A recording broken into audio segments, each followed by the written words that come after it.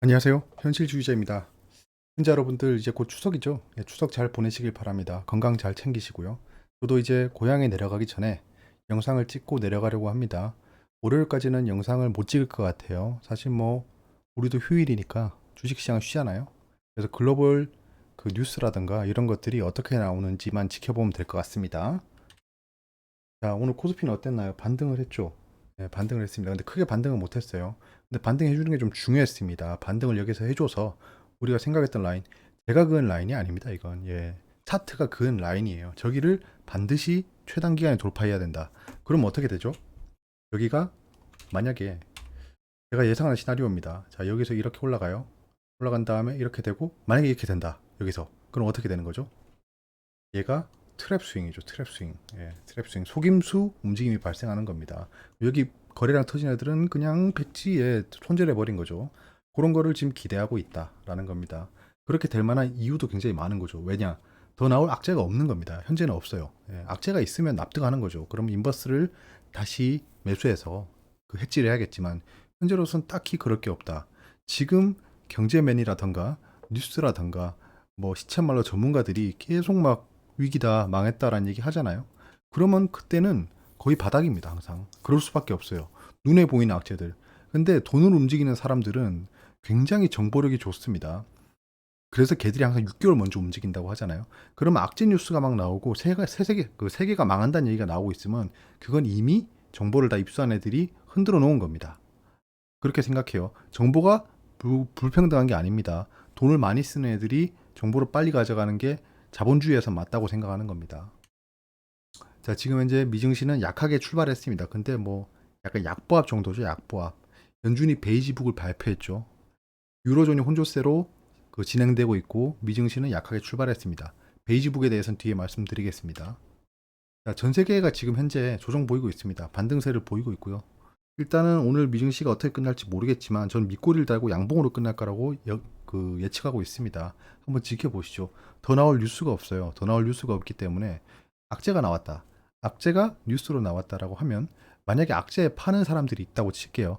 걔들은 이미 그 뉴스를 보고 팔았지 않겠습니까?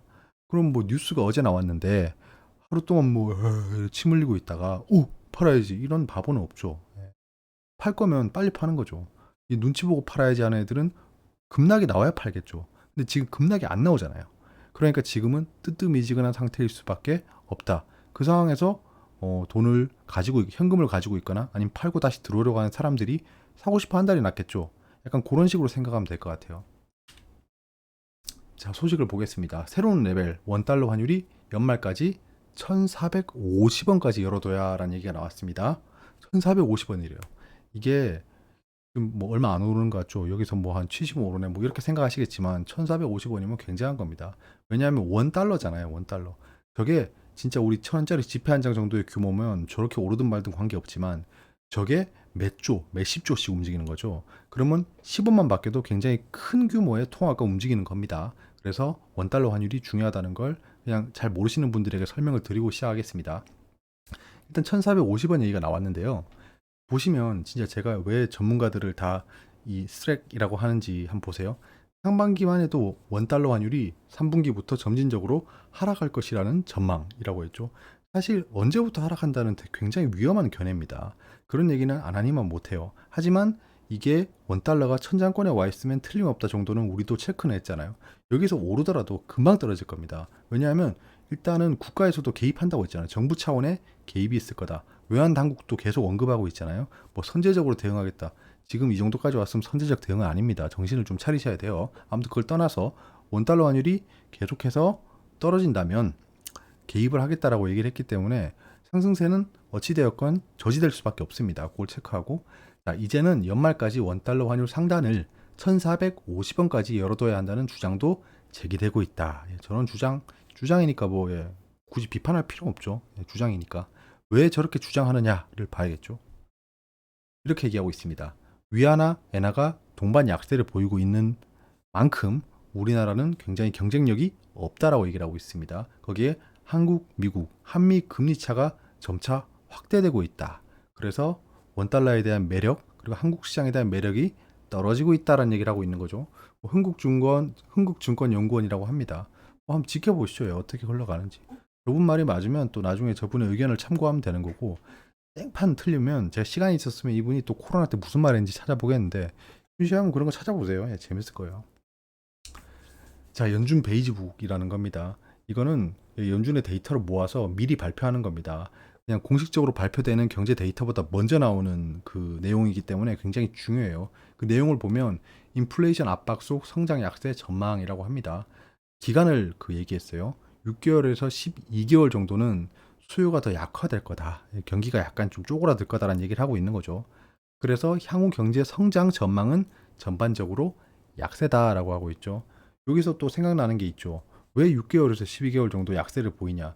이거는 얘들의 공식입니다. 공식. 공식이 있는 거예요. 아, 이렇게 상황이 되면 이 정도 기간은 침체다라는 공식이 있는 겁니다. 그러면 과거엔 어땠죠? 말씀드렸잖아요. 예. 급격한 금리 인상이 있었을 때 6개월에서 1년 정도 약간 지지부진했죠. 하지만 점진적으로 상승은 했다라는 걸 체크했잖아요. 이런 거랑 또 매핑해서 생각할 수 있어요. 이게 약간 수학적인 사고입니다. 자, 이에 따라 9월 금리가 0.75%포인트 인상, 자이언트 스텝이죠. 확률이 상승했다라고 하는 겁니다. 약 82%로 예측치가 올라갔대요. 원래 70% 정도였는데 82%까지 올라갔다. 그럼 거의 자이언트 스텝이 확실해지고 있는 거죠. 그럼 최근의 하락이 설명이 되는 겁니다. 최근의 하락은 자이언트 스텝만큼만, 그러니까 원래는 빅 스텝이었잖아요. 0.50%포인트였는데 0.75%포인트가 됐으니까 0.25%포인트만큼 차이가 나잖아요.